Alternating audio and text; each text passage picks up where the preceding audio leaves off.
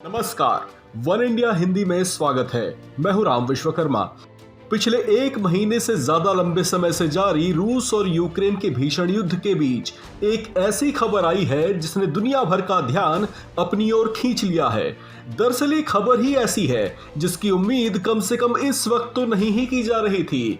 ऐसा हम इसलिए कह रहे हैं क्योंकि अभी हाल ही में रूसी राष्ट्रपति व्लादिमीर पुतिन ने यूक्रेनी राष्ट्रपति को लेकर अपने खतरनाक विचार प्रकट किए थे, जिसमें उन्होंने साफ तौर से अपने मंसूबे जाहिर करते हुए कह दिया था कि वे ज़ेलेंस्की को कुचल देंगे। लेकिन अभी उनका ये बयान सुर्खियां बटोर ही रहा था कि इस बीच एक ऐसी खबर आई जिसने दोनों देशों के बीच युद्ध की चर्चाओं को ही पलट कर रख दिया। दरअसल एक ओर जहां दोनों देश एक दूसरे पर बम बरसा रहे थे, वहीं दूसरी ओर तुर्की के इस्तांबुल में रूस और यूक्रेन के वार्ताकारों के बीच एक बैठक चल रही थी।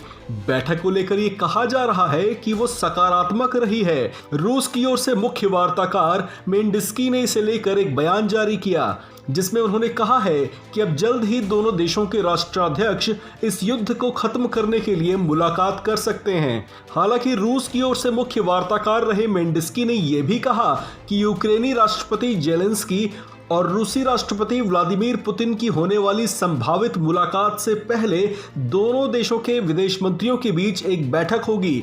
इस बीच एक बेहद महत्वपूर्ण जानकारी देते हुए मेंडिस्की ने युद्ध में रूस का रुख स्पष्ट किया कि रूस अब कीव और चेर्निहिव में अपनी सैन्य गतिविधियों को घटाएगा। हालांकि रूस ने इस मौखिक आश्वासन पर रूस के वार्ताकारों ने एक अंतर्राष्ट्रीय समझौते पर हस्ताक्षर की मांग भी रखी, जिस पर रूस ने अब तक विचार नहीं बनाया है। गौरतलब है कि इस पूरे युद्ध के दौरान ऐसा पहली बार देखा गया है जब दोनों देशों के रुख में कुछ नरमी महसूस की गई है।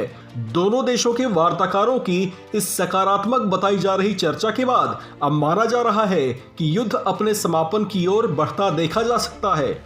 इस खबर में फिलहाल इतना ही। बाकी खबरों के लिए बने रहिए वन इंडिया हिंदी के साथ।